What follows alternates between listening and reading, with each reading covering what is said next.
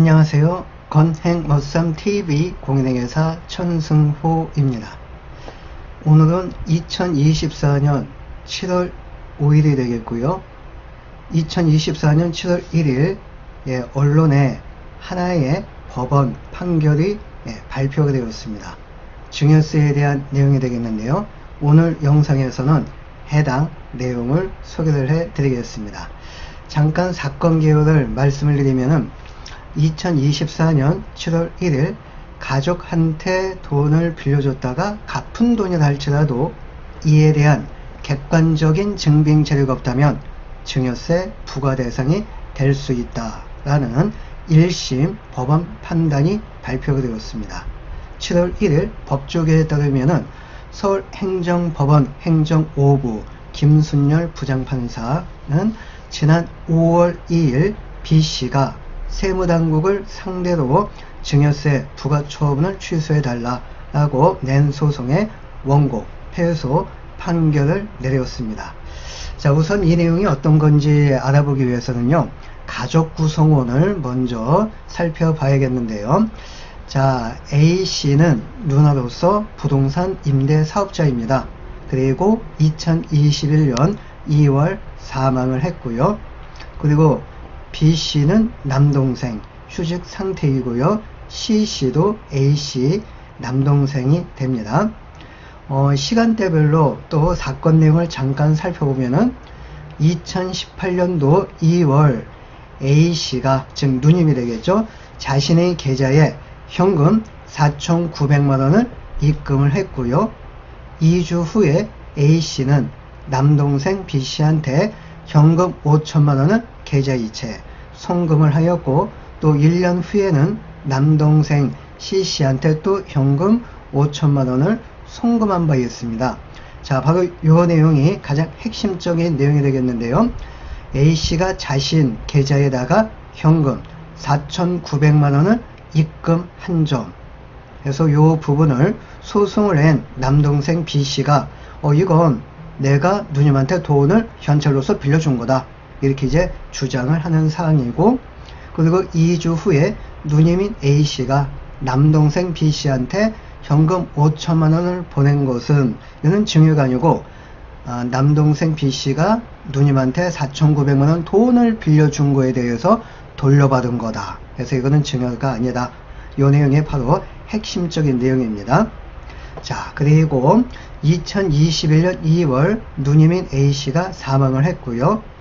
그러면 상속세 신고해야 되겠죠. 이때 상속재산가액은 약 7억원 정도가 됩니다. 그리고 이제 상속세는 그냥 종결되는 것이 아니고 세무조사에 의해서 종결이 되어지는데, 그 다음 년도 2022년 9월달 세무당국은 A씨의 상속세 조사 과정에서 위 자금 흐름을 포착했고요. 이것을 돈을 빌려주고 갚은 거래로 안 보고 증여받은 걸로 보아서 남동생인 B씨한테 증여세, 약 가산세 포함해서 635만원을 결정 고지하였습니다. 그러면 이제 B씨는 이거 반대를 했겠죠. 이거는 증여가 아니고 누님인 A씨한테 돈을 빌려줬던 것을 돌려받았을 뿐이지 증여받은 게 아니다. 그래서 이번 소송을 제기하였습니다. 아까 잠깐 그 적색으로 표시된 부분이 있었죠. 2018년 2월 현금 4,900만원을 남동생 B씨가 누님인 A씨한테 돈을 빌려줬고 2주 후에 5천만원을 계좌 이체 송금받아 빌려준 돈을 돌려받은 거다, 이렇게 이제 주장을 하였는데요. 그럼 과연 재판부는 어떻게 판단을 하였는지.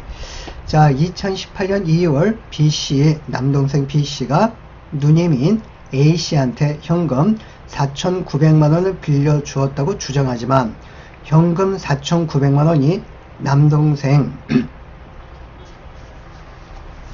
B씨의 소유임을 알 수 있는 아무런 근거 자료도 없고요. 또한 중요한 건 이때 남동생 B씨는요 휴직인 상태입니다.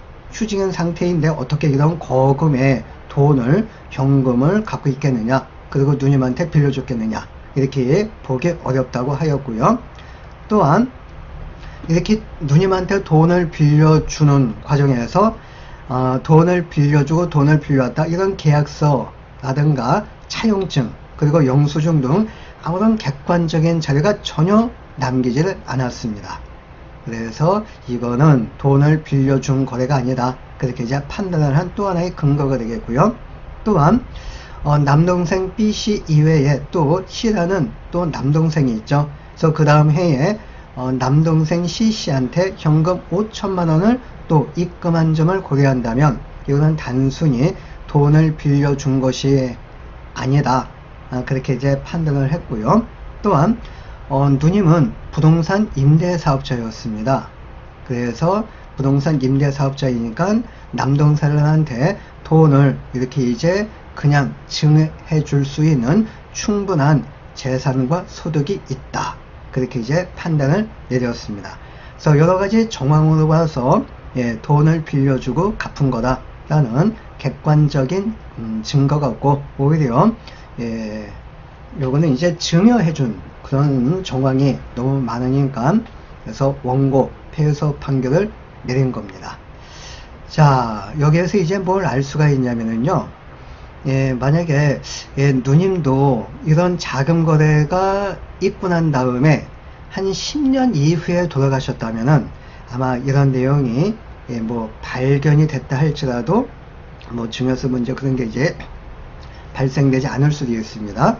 그래서 이런 자금 거래가 있은지 10년 이내에 사망했기 때문에 이런 것들이 이제 조사 과정에서 포착이 되는 겁니다. 따라서 사망하기 전 10년 이내 가족 간의 자금 거래는 가급적 지양을 해 주셔야 되고요. 만약에 부득이하게 가족 간 자금 거래가 발생이 되어야 한다면 반드시 객관적인 증빙을 갖추어서 불필요한 세금을 부담하지 않도록 그렇게 이제 해 주시길 바라겠습니다. 자, 오늘 준비한 영상은 여기까지가 되겠고요. 구독, 좋아요, 알림 설정 부탁을 드리겠습니다. 여러분들의 건강하고 행복한 멋진 삶을 추구합니다. 건행머쌈TV 감사합니다.